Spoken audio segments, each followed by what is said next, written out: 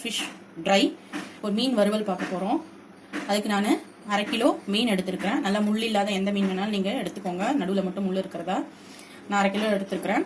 அப்புறம் இதுக்கு இந்த மீன் மேலே தடவி ஊற வைக்கிறதுக்கு தேவையான பொருட்கள் என்னன்றதை பார்த்துடலாம்.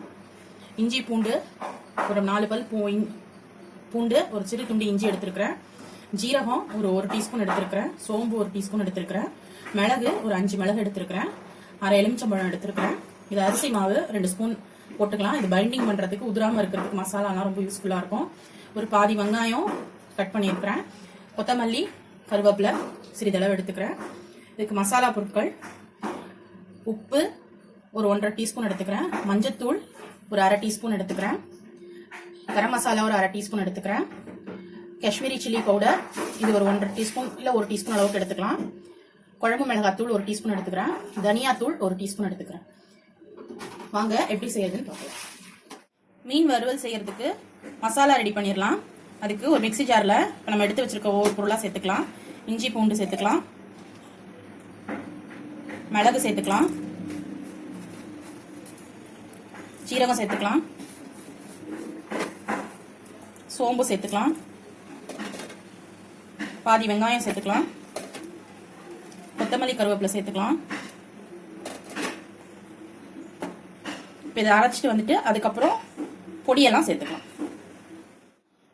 இஞ்சி பூண்டு கொத்தமல்லி சோம்பு ஜீரகம் எல்லாம் அரைச்சிட்டு வந்துட்டோம். மிளகு எல்லாமே அரைச்சாச்சு. இப்போ வந்து இதை வந்து ஒரு பவுலுக்கு ட்ரான்ஸ்ஃபர் பண்ணிக்கலாம். இப்போ இதில் நம்ம எடுத்து வச்சிருக்கிற பொடி எல்லாத்தையும் சேர்த்துக்கலாம். உப்பு, மஞ்சத்தூள், காஷ்மீரி மிளகாத்தூள், குழம்பு மிளகாத்தூள், தனியாத்தூள், கரம் மசாலா இது எல்லாமே சேர்த்துக்கிறேன்.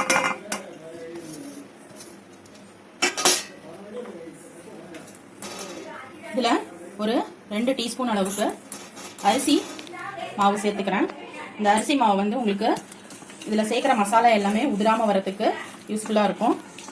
நீங்கள் இதில் கார்ன்ஃப்ளவர் மாவு இல்லை மைதா மாவு எந்த மாவு, கார்ன்ஃப்ளவர் மாவு ரொம்ப நல்லாயிருக்கும் சேர்க்கறதுக்கு. அதுக்கு பதிலாக நான் வந்து அரிசி மாவு சேர்த்துக்கிறேன். இதில் ஒரு டேபிள் ஸ்பூன் அளவுக்கு எண்ணெய் சேர்த்துக்கிறேன்.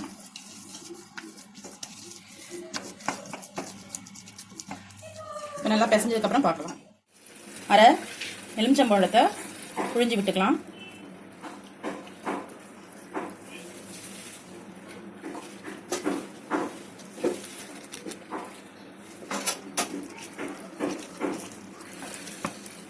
இப்போ நம்ம எடுத்துருக்கிற ஒவ்வொரு மீனாக வந்து மசாலா படுற மாதிரி நல்லா ஊற வச்சு எடுத்துக்கலாம்.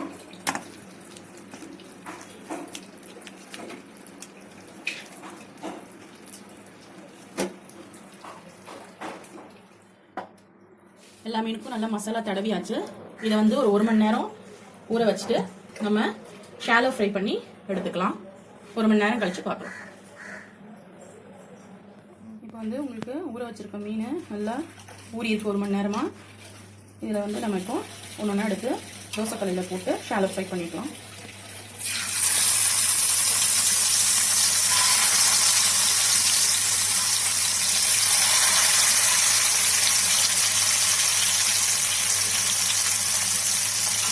ஒரு பக்கம் ஃப்ரை ஆனதுக்கப்புறமா அடுத்த பக்கம் திருப்பி போட்டுருக்கோம். இன்னொரு பக்கம் திருப்பி போட்டிருக்கோம். இப்போ நல்லா வெந்திருக்கு.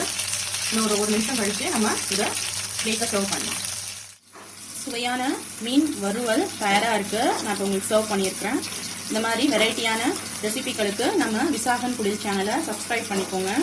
பிடிச்சிருந்ததுன்னா ஷேர் பண்ணுங்கள், கமெண்ட் பண்ணுங்கள், லைக் பண்ணுங்கள். அப்டேட்ஸ்க்கு பக்கத்தில் இருக்க பெல் சிம்பிள் ப்ரெஸ் பண்ணிக்கோங்க. தேங்க்ஸ் ஃபார் வாட்சிங். வாங்க சாப்பிடலாம்.